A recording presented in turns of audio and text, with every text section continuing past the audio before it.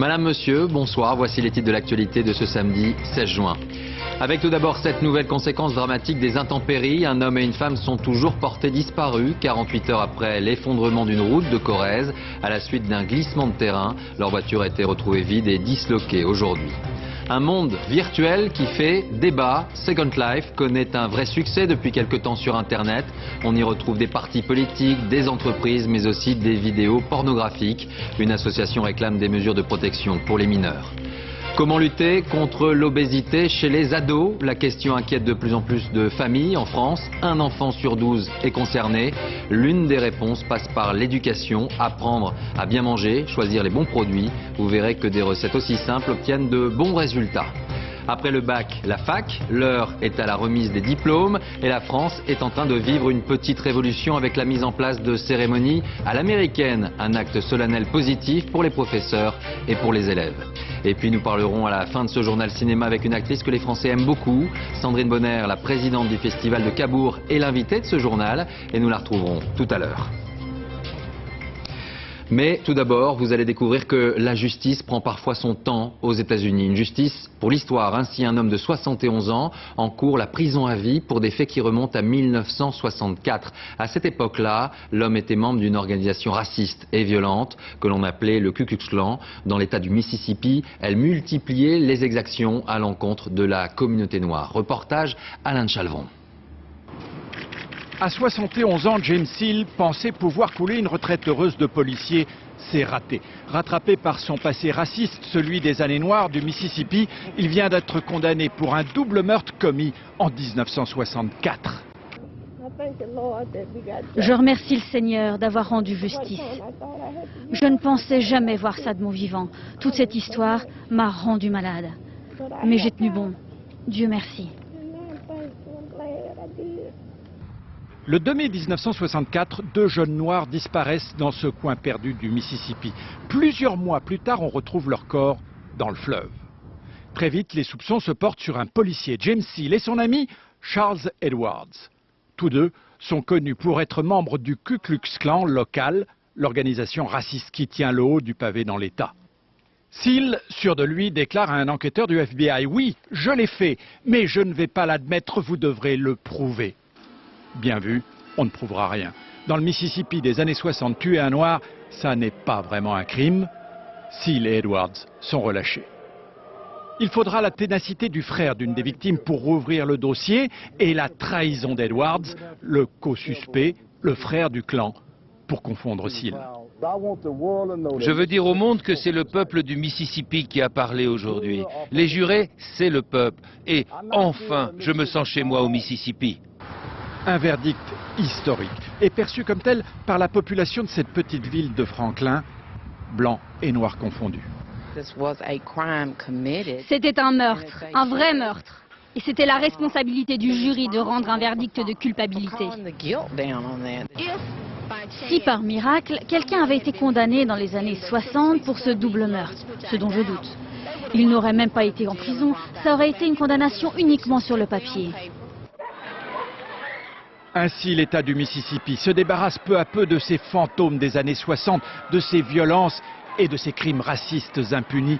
Même s'ils ont passé des décennies tranquilles, les assassins de jadis finissent en prison, les uns après les autres. Mieux vaut tard que jamais. En France, cette nouvelle conséquence des intempéries, un homme et une femme sont toujours portés disparus en Corrèze, près d'Aurillac. Depuis 48 heures, une mère âgée de 66 ans et son fils, un homme de 46 ans, sont recherchés. Et cela alors qu'un orage avait provoqué un glissement de terrain sur une route de la région. Leur voiture a été retrouvée disloquée. Arnaud Comte, Virginie Travers. La zone est difficile d'accès. La carcasse disloquée du véhicule a été repérée ce matin quelque part ici, au milieu des éboulis et des arbres enchevêtrés. Munis de tronçonneuses, les secouristes tentent de s'approcher au maximum des restes de la voiture à la recherche des corps, ceux d'un homme de 46 ans et de sa mère. 800 mètres en amont, c'est ici que la Peugeot 405 des deux personnes portées disparues depuis 48 heures a été emportée avec la chaussée. L'eau a creusé en dessous le goudron et a provoqué le trou que nous voyons ici. La voiture est tombée ici. Donc la voiture qui venait dans la direction opposée est arrivé en imaginant qu'il y a de l'eau partout. On ne voit pas le trou dans le goudron. Et l'eau, la voiture est tombée ici, a chuté dans l'eau. Et on retrouve la carcasse actuellement 800 mètres plus loin. Un poste de commandement a été installé hier après-midi. 30 gendarmes et 30 pompiers sont sur les lieux. Un peu plus loin, les proches des disparus. Ils assistent impuissants aux opérations. On attend qu'en fait, ils nous sortent la voiture pour qu'on puisse déjà au moins voir la voiture dans l'état où elle est. Et après, on attend les corps aussi, quoi. La probabilité la plus forte, c'est que les corps se trouvent dans le lac lui-même. Et actuellement, l'état de turpitude du lac et le nombre d'arbres et de troncs qui flottent rendent, j'allais dire, les plongées quasiment impossibles. Ce soir, seuls des vêtements appartenant aux disparus ont été retrouvés à proximité des débris de la voiture. Demain, les recherches vont se poursuivre. Des plongeurs doivent inspecter la rivière. Des intempéries qui ont également touché l'Allemagne. La nuit dernière, l'état d'urgence a même été déclaré à Berlin. Les rues ont été par endroits totalement inondées par des pluies torrentielles hier soir. Des habitations et des parkings ont également été touchés. Des orages qui n'ont heureusement pas fait de victimes. En France, 10 jours après l'agression au couteau d'un juge pour enfants par une déséquilibrée de 35 ans au palais de justice de Metz, l'histoire aurait pu se répéter cette fois à Angers hier matin. Un jeune homme de 25 ans, convoqué également par un juge pour le placement de ses 2 enfants, s'est rendu au tribunal avec un couteau. François Privat, Alain Darigrand. Visiblement impressionné par la présence inhabituelle de vigiles et de policiers dans ce couloir, un père de famille convoqué chez le juge des enfants se débarrasse de son couteau dans une poubelle. Intrigué, un témoin de la scène donne l'alerte. À sa sortie du bureau du juge, l'homme est interpellé. Lui indique qu'il portait ce couteau de cuisine en permanence, quel que soit l'endroit où il pouvait se rendre, et que se rendant dans le cabinet d'un juge des enfants, il avait trouvé opportun de s'en débarrasser juste avant d'entrer dans le cabinet du juge. Âgé de 25 ans, connu des services de police, cet homme était entendu chez le juge hier matin dans le cadre d'une enquête pour le placement éventuel de ses 2 jeunes enfants. À plusieurs reprises, il a proféré des menaces de mort à l'encontre du magistrat qui, au regard de la difficulté du dossier, avait pris quelques précautions. Lorsqu'il y a un magistrat du siège ou le magistrat du parquet qui estime que dans un dossier, il faut une sécurité particulière, donc on en discute entre nous et on met en place le dispositif derrière. Le prévenu sera jugé dès lundi prochain en comparution immédiate pour port d'armes prohibé et menaces de mort. Il risque jusqu'à 10 années d'emprisonnement. Les patrons de cafés et de bars s'interrogent jusqu'où peut aller leur responsabilité. À Audric, dans le Pas-de-Calais, un bar vient d'être fermé 1 mois par arrêté préfectoral. Ce qui a motivé cette décision, ce sont les soupçons qui pèsent sur l'un de ses clients qui, à la sortie du bar, dans un état d'ébriété avancé, aurait tué un de ses voisins. Marianne Masse et Patrick Wurstorm. Depuis quelques jours, le volet du café reste fermé avec interdiction préfectorale de rouvrir pendant 1 mois. La raison, le patron de l'établissement aurait servi trop d'alcool à l'un de ses clients, aujourd'hui présumé meurtrier. Les faits remontent à décembre dernier. Après un après-midi passé au bar, ce client rentre chez lui mais se trompe d'appartement et se retrouve chez son voisin. Sous les effets de l'alcool, il dit le prendre pour un cambrioleur et le bat à mort. L'affaire n'a pas encore été jugée mais l'arrêté est tombé. Le cafetier, lui, ne comprend pas. Moi, je trouve ça inadmissible aujourd'hui qu'on accuse une personne, moi, responsable de tout ça.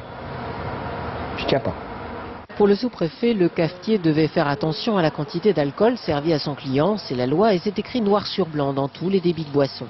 Oui, mais jusqu'où et comment repérer un état d'ébriété? La profession se dit victime d'un vide juridique. On n'a pas le droit de servir de l'alcool à un client qui est en état d'ivresse manifeste. On sait qu'on vend de l'alcool, on sait que c'est dangereux, mais on ne peut pas en supporter aussi toutes les responsabilités. Les représentants de la profession craignent aujourd'hui que cette décision ne fasse jurisprudence. On nous donne l'autorisation de vendre de l'alcool, qui est quelque chose de tout à fait normal en France, où on fait quand même vivre énormément de monde autour de nous. Je ne comprends pas la situation, je ne vois pas jusqu'à quel point on veut aller par rapport à ce cas d'école. Le cafetier fait circuler une pétition. Ce mois de fermeture pourrait menacer la survie de son commerce. Il l'avait repris en septembre dernier. J-1 avant les résultats de ce second tour des élections législatives, 467 candidats attendent le verdict des urnes. Certains électeurs ont déjà commencé à voter et c'est devenu une tradition maintenant. Les Français de Saint-Pierre-et-Miquelon, des Antilles, de Guyane et de Polynésie ont lancé ce second tour. Nous verrons dès demain 13h les premiers chiffres de la participation et pour les résultats, il faudra attendre 20h et la grande soirée électorale que France 2 vous propose, animée par Élise Lucet et David Pujadas. Tous les résultats sont à suivre également sur le site france2.fr.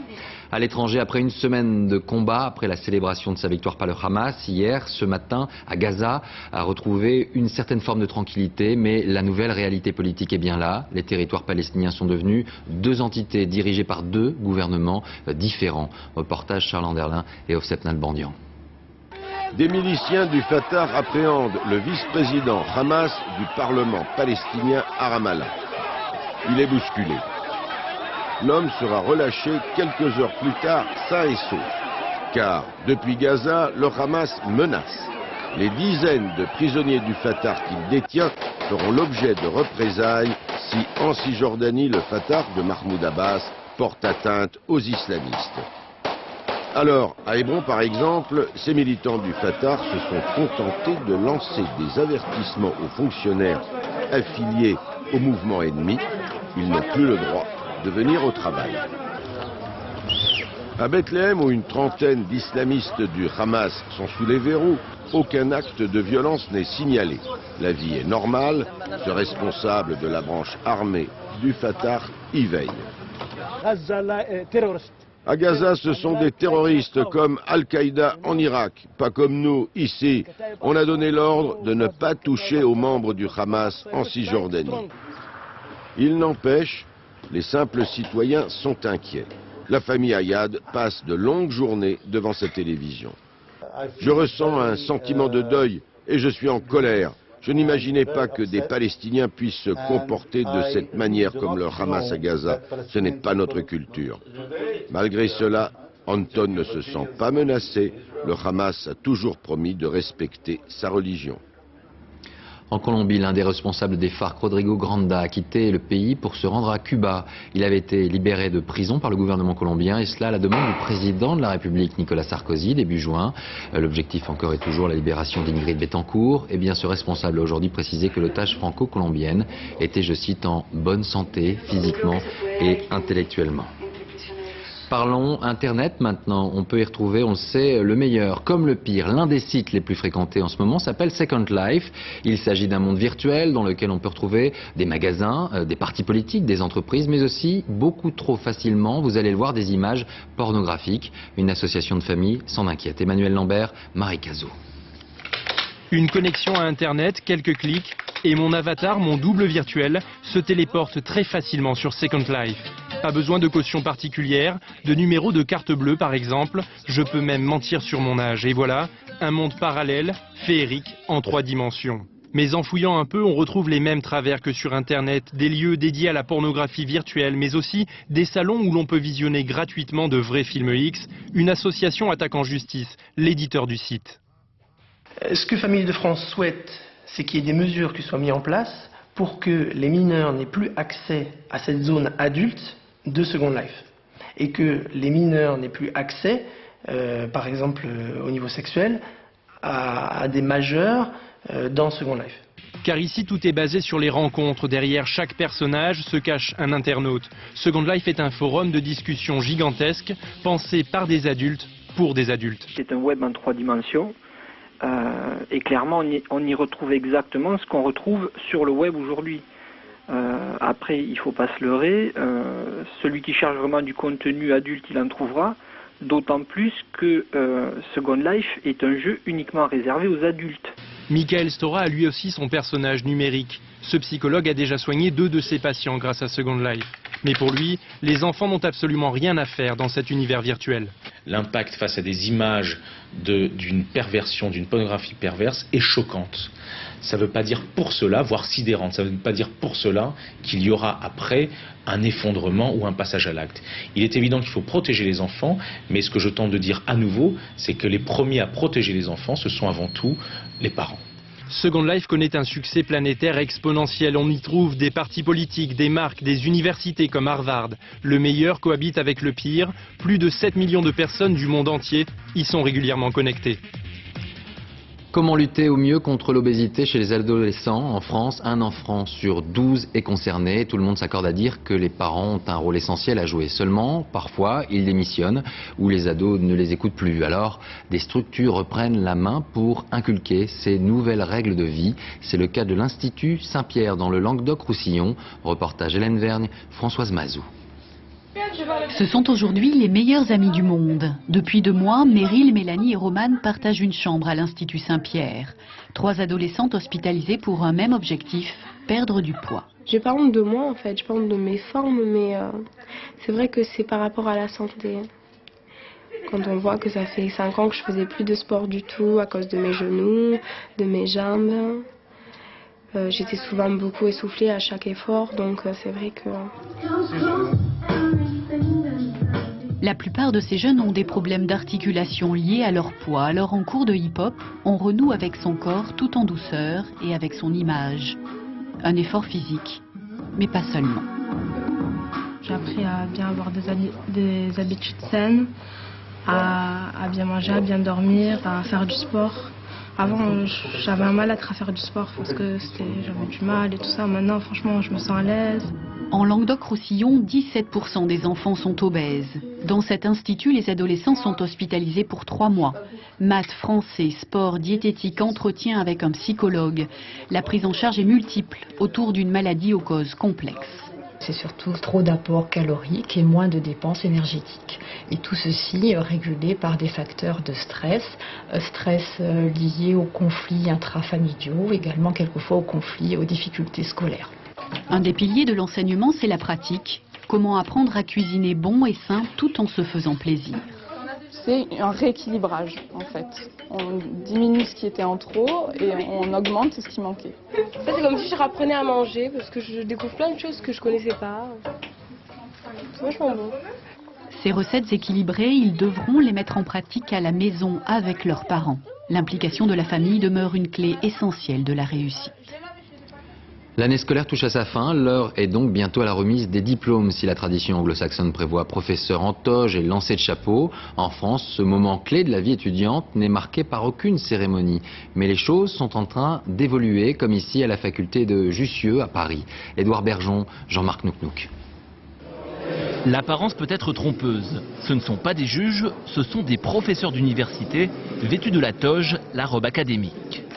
Ils vont féliciter 200 étudiants tout frais docteurs d'État, le plus haut titre universitaire qui correspond à 8 années d'études après le bac.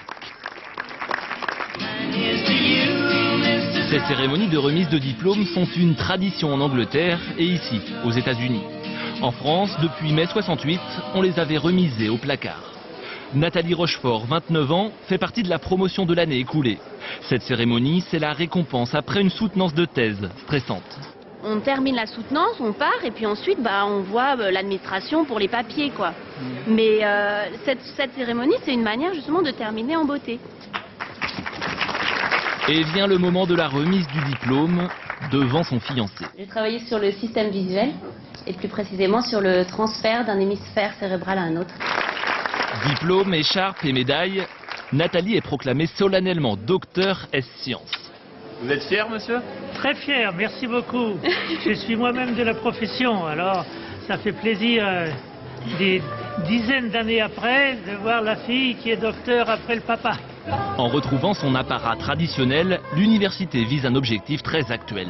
C'est un message à l'ensemble des employeurs, des petites et moyennes entreprises comme des grandes, des administrations publiques comme des organisations, que les docteurs que nous formons sont les cadres dont ils ont besoin pour l'avenir de leurs entreprises. Mais comme certains de ses camarades docteurs, Nathalie s'expatriera en Allemagne, en emportant avec elle une part du rayonnement de l'université française. Les objets les plus insolites se succèdent décidément dans les salles des ventes aux enchères. Après un squelette de mammouth il y a quelques semaines, c'était au tour aujourd'hui d'une capsule spatiale russe de chercher preneur. Elle l'a trouvée, la capsule a été adjugée 72 000 €. Frédéric Montel, Zidenberkus. Elle ressemble à une boule de pétanque de 2,5 tonnes. La capsule russe Photon met en orbite autour d'elle une foule d'admirateurs, mais très peu d'acquéreurs. De l'acheter? Oh non. Non, non, non, qu'est-ce que j'en ferais? Elle est trop grosse, ça passe pas. On se mettra plusieurs pour ça, hein, chacun 2 pièces. Carbonisée par un retour sur Terre à 20 000 km/h, fissurée par un atterrissage violent, cette capsule qu'on voit ici au Kazakhstan a trouvé preneur cet après-midi à Paris. Accusé 72 000, Christelle Pau. 72 000 €. Une somme astronomique. L'acheteur a opéré par téléphone. Il s'agit d'un Français qui a souhaité garder l'anonymat. Sa capsule spatiale s'inspire de celle utilisée par Youri Gagarin, le premier homme à voyager dans l'espace. La vente célèbre aussi les 50 ans de Spoutnik, littéralement le bébé lune. Le premier satellite projeté dans l'espace émettait un bip continu, plutôt agaçant. La capsule Photon, elle, a survolé la Terre dans les années 80. À son bord, aucun cosmonaute, seulement des instruments de mesure. L'ensemble finira peut-être dans le jardin de l'acquéreur, car paraît-il, une capsule spatiale, c'est tendance. La forme est amusante, l'histoire, le côté cramé parce que passé dans l'atmosphère. C'est toujours amusant d'avoir un objet qui est historique. Photon appartenait à une entreprise russe de transport. Elle a promis de livrer l'acheteur dès lundi. Dès lundi au Bourget, vous pourrez les découvrir pour leur 100e anniversaire. Les hélicoptères sont de plus en plus impressionnants et il a fallu beaucoup de temps avant de dompter cette technologie. De 1907 à aujourd'hui, Patrice Pelé et Daniel Lévy vous font découvrir l'histoire de cette invention française. Aujourd'hui, les hélicoptères sont des stars. L'un d'entre eux, le Tigre d'Eurocopter, a même joué dans un James Bond. Le Tigre est capable de toutes les prouesses, par exemple d'effectuer un looping. Mais pour en arriver là, il aura fallu 100 ans. Le premier à tenter de décoller verticalement fut Paul Cornu. Fabricant de bicyclettes, inventeur prolifique, le 13 novembre 1907, il s'élève difficilement d'1 mètre. Il a décollé avec une machine avec 2 rotors, ce qui était déjà une belle invention, et c'est pas certain que ce soit pas un accident, parce que c'est plutôt un soulèvement. Il a dépensé toute sa fortune. Au Bourget, dans un hangar, les élèves d'une grande école d'aéronautique, l'STK, construisent depuis plusieurs mois la réplique de l'appareil de Cornu. Comme sur l'original, rien ne manque. Ici, la selle et les étriers, Cornu chevauchait sa machine, le moteur au ras des moustaches. Un V8 en toilette de 24 chevaux, donc qui était positionné juste devant moi sur le bâtimoteur à l'époque, et qui entraînait les rotors en passant par une courroie plate de 22 mètres de long. Après l'exploit de Cornu, les inventeurs du monde entier vont rivaliser d'astuces, sans grand succès d'ailleurs. Leurs machines empruntent plus à la moissonneuse-batteuse qu'à l'hélicoptère. Et puis ces films le montrent, le 4 mai 1924 sur le terrain de Montbéliard, c'est un peu la révolution, quand Étienne Émichen fait décoller un superbe appareil, le premier hélicoptère au monde. La France est reconnue mondialement comme l'inventeur du vol vertical, des voilures tournantes, et que nous allons avec 15 hélicoptères historiques aux États-Unis cet été, où les Américains nous attendent à bras ouverts, car ils reconnaissent à la France le génie de cette invention. Ce 4 mai 1924, Étienne Émichen ne sait pas qu'il ouvre une nouvelle voie vers le ciel. Aujourd'hui, tous les jours, des milliers d'hélicoptères volent au service des collectivités ou des particuliers. Du producteur au consommateur, et tout cela via Internet. Commandez votre poisson directement au pêcheur. La filière, vous allez le voir, est intéressante. Qualité et fraîcheur sont au rendez-vous, et cela à un prix qui n'est pas très éloigné du tarif de votre poissonnier. Anne Guillet, Fabien Tormous et David Bress. Du poisson frais par la poste, à peine croyable. Celui-ci a fait 400 km dans la nuit jusqu'à Toulouse, et c'est un peu comme si la mer arrivait chez Patricia. C'est très frais, ça sent bon, il sent l'iode, on a envie d'en manger quoi. En quelques clics, elle a fait son marché au poisson. C'est un peu plus cher qu'ailleurs, 28 € le kilo pour le cabillaud par exemple, contre 26,50 € au supermarché du coin. Et s'ajoute à cela les frais de port. Que vous preniez 1 kg de poisson ou 10 kg de poisson, le prix est le même. Donc on a tout intérêt à acheter en grosse quantité. La veille, la commande de Patricia est partie d'ici, du port de la Cotinière sur l'île d'Oléron. Aujourd'hui, il y a 8 commandes. Voilà. D'accord. Les 5 kilos de poisson ont été préparés selon ses indications. Écaillé et vidé, puis conditionné avec un emballage spécial pour le transport. Donc là, je mets de la glace entre les deux barquettes pour garder la fraîcheur du poisson. Et après, je vais mettre ça dans une poche qui sera complètement fermée hermétiquement à la fin du colis. Avec une vingtaine de commandes par semaine, les ventes sur la toile ne rapportent rien pour l'instant à ce marailleur. Mais il espère bien attraper d'autres clients dans ses filets. On a un problème sur nos îles, c'est qu'on est très touristique. Donc ça veut dire qu'on a une grosse activité de Pâques à octobre ou novembre, on va dire, même allez, on va pousser jusqu'à novembre. Et après décembre, janvier, février, mars, on a une activité très très faible. Patricia est devenue une inconditionnelle de la pêche en ligne. Sauf l'été, où elle s'offre une dégustation directement sur l'île d'Oléron, la carte postale en plus. Et pour rester dans les plaisirs de la table, le Salon mondial du vin ouvre ses portes demain à Bordeaux et le succès sera une nouvelle fois au rendez-vous. La réservation de stands affiche complet au point que certains producteurs organisent un salon off en quelque sorte directement au château. Visite guidée, Francis Moisoyer et Bernard Bonarme. Vinexpo, c'est encore un chantier. On déménage, on lustre, bref, pas une minute à perdre. Faut que tout soit nickel pour l'ouverture. Exactement. Exactement. Et c'est loin de l'être. Ici, le stand de 16 petits producteurs. Être présent sur le salon coûte très cher, alors ils se sont regroupés. Alors ça, c'est une partie du stand. Et si tu te retournes maintenant, tu vois, tu fais un 180 degrés, tu vas te retrouver chez la grande rue du village, là. Hein, alors là, c'est presque même les Champs-Élysées au prix que ça coûte. Plus de 50 000 €, le prix de la vitrine sur ce marché mondial du vin. La carte du vin, elle est très grande. Alors nous, on est des petits points. Mais des petits points tout seuls ou 16 petits points ensemble, ça va mieux. La consommation mondiale est à la hausse et la concurrence étrangère de plus en plus rude. 45 pays exposent au salon. Voici le principal exportateur chilien. Son stand est très bien placé. On a une très jolie vue avec un lac qui nous apporte de la fraîcheur. Il y a de l'air, ce qui rend bien plus agréable les rendez-vous avec les négociants. À côté de Vinexpo, il y a aussi le off. Dégustation dans un château de Saint-Émilion. Parmi les acheteurs, des Chinois, dont le marché est aujourd'hui l'un des plus porteurs au monde.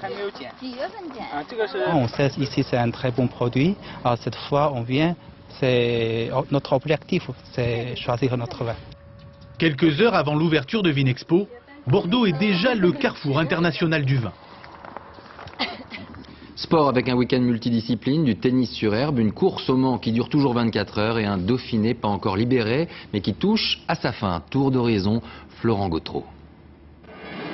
84 ans déjà, mais la légende est toujours là. Les 24 heures du Mans sont parties à 15 h et dès le départ, la Peugeot de Sébastien Bourdet gâche sa pole position et laisse la tête de la course à l'Audi numéro 2. Audi, premier constructeur l'an dernier à faire triompher un moteur diesel au Mans, vise un 4e titre consécutif. Seul ombre au tableau côté allemand, l'Audi numéro 3 a abandonné après avoir percuté le rail de sécurité. À l'heure actuelle, au classement, 2 Audi précèdent 2 Peugeot. Un petit air de Tour de France, l'étape entre Gap et Valloire sur le Dauphiné a tenu ses promesses. Christophe Moreau aussi, qui a décramponné le leader, le Kazakh Kashechkin, dans l'ascension finale. La victoire revient à un autre Kazakh, Maxime Iglinski, mais le nouveau maillot jaune est français. Moreau a toutes les chances de remporter demain le Dauphiné. À 3 semaines du Tour, les Français ont montré le bout du nez. L'autre Français en forme, c'est Nicolas Mahut, qui s'est payé le luxe de battre Nadal en 2-7 au tournoi du Queen's, à Londres. Et il y a quelques minutes, l'Angevin, 106e mondial, a battu Arnaud Clément. Mahut va disputer demain contre Roddick sa première finale sur le circuit ATP. Une invitation voyage maintenant à Belle-Île, en mer. Là-bas, la célèbre comédienne Sarah Bernard avait ses habitudes de vacances. Et on la comprend au regard des images que vous allez voir. Sa demeure vient d'ouvrir au public après des travaux de réaménagement. Découverte d'un site où le mot environnement prend tout son sens. Marilène Bonneau, Régis Maté. Une journée ordinaire de l'été 1904. La grande tragédienne Sarah Bernard, sa famille et quelques amis débarquent sur l'île pour passer la belle saison dans la propriété de la comédienne. Depuis 1894, le film de sa vie se déroule avec des étés sur cette côte sauvage. L'artiste y a acheté un fort napoléonien, 4 maisons et un phare, sur un site exceptionnel de 46 hectares. La maison est silencieuse, mais l'esprit de la grande tragédienne plane dans chaque pièce. tu seras vieux et que je serai vieille. Dans les jardins qui sans soleil, nous irons réchauffer nos vieux membres tremblants. Ces objets familiers témoignent des 30 années de passion entre Sarah Bernard et Belle-Île, loin du tumulte parisien, du monde du spectacle et de ses excentricités. Dîner à 19h30, partie de cartes, piano avec des amis artistes, musiciens et peintres, bref, une ambiance de vacances. Un petit peu de pêche, un petit peu de chasse, beaucoup de cuisine, un peu de sieste, un peu de peinture, un petit peu de théâtre aussi. Enfin, c'est vrai que c'était très animé autour de Sarah Bernard. L'intégralité du site a été rachetée en 2000 par le Conservatoire du Littoral. Le but, préserver les lieux, la faune et la flore. En été, 35 000 personnes débarquent chaque jour sur l'île. Tout le site a été restructuré et interdit aux voitures. Sarah Bernard, presque un alibi ici pour la sauvegarde de l'environnement. On s'est appuyé sur les bâtiments pour développer toute une dynamique culturelle sur Sarah Bernard, sa vie, son œuvre, mais ça a été en second plan. Avant tout, c'était pour restaurer le site, canaliser la fréquentation du public et restaurer la végétation. Pourtant, cette maison est le seul musée au monde dédié à la mémoire de l'artiste. Un endroit sauvage qui attire les touristes sur les traces de la tragédienne. C'est une cassure tellement importante par rapport au monde dans lequel elle vivait tous les jours. Oui. Que surtout on avait envie de souffler. Hein. Et oui, venir à Belle-Île, c'était pour elle rompre avec un monde de paillettes et se confronter à la nature. Une nature préservée aujourd'hui un peu grâce à elle. Le cinéma est direction la Normandie maintenant avec la 21e édition du festival de Cabourg. La station balnéaire met à l'honneur ce week-end les jeunes réalisateurs et cela jusqu'à demain soir. Avant de retrouver la présidente du festival, Sandrine Bonner, Mario Jejouan et Bruno Vignier nous emmènent sur la côte. Tiens, maman arrive. Comme Marie Gillin, les stars viennent ici en famille. Le festival de Cabourg, c'est un pur moment de détente, loin du protocole cannois. C'est avec gentillesse que tout le monde se prête aux autographes. Et puis le berceau du romantisme invite forcément à la rêverie. Il y a quand même quelques auteurs très romantiques qui ont séjourné, donc voilà. Savoir que Proust a écrit ici, c'est pas mal. C'est assez romantique. Il écrivait au temps où le cinéma en était à ses balbutiements. Aujourd'hui, le Grand Hôtel, qui fête ses 100 ans, est devenu la plaque tournante du festival. Film en compétition, 8 cette année, courts-métrages, journées européennes, la programmation est éclectique et la notion de romantisme est plus que jamais appliquée. Faire prévaloir le sentiment et l'imagination sur la raison. Moi, je suis quelqu'un de romantique, en fait, mais bon, avec plein de cynisme et d'humour. Le film de Julie Delpy, présenté en compétition, raconte l'autodestruction d'un couple en 48 heures passées à Paris. So mean, but you're so right. I love you. Une vision très personnelle de l'amour, le chanteur Christophe, Mathilde Seigny ou Michel Boujna, qui n'a pas son avis sur la question. Ici, c'est le sujet de conversation. On change, maintenant on s'envoie des textos, on peut s'envoyer des trucs de fou dans les 3 minutes. C'est comment? C'est une merveille. On n'aime qu'une personne et qu'on fait quand même sa vie. Et pourtant, on a toujours cette personne dans la tête. Je pense que l'amour dure autant qu'on aime. Et pour Sandrine Bonner, la présidente du festival, c'est aussi de l'amour. Elle a présenté à Cabourg un documentaire sur sa sœur autiste, Sabine. Après-demain, tu viens me voir? Oui. Une présidente débordée. Pour la petite histoire, c'est au festival qu'elle a rencontré son mari, le grand avec le chapeau, le scénariste Guillaume Laurent. Et Sandrine Bonner, qui est la présidente de ce festival, est donc notre invitée. Bonsoir, merci d'être avec nous. Bonsoir. Alors tout d'abord, pourquoi vous mobilisez pour ce festival? Par amour aussi? Oui, on peut dire ça. Par amour de ce festival qui festival romantique, ben voilà, c'est très, c'est joli, c'est complètement décalé par rapport aux autres festivals. En général, on parle de cinéma, alors que là, on parle de cinéma et d'amour. Et puis, comme le disait Marie Gillin, c'est vrai qu'il y a eu Proust, il y a eu... donc voilà, c'est un festival qui m'est cher.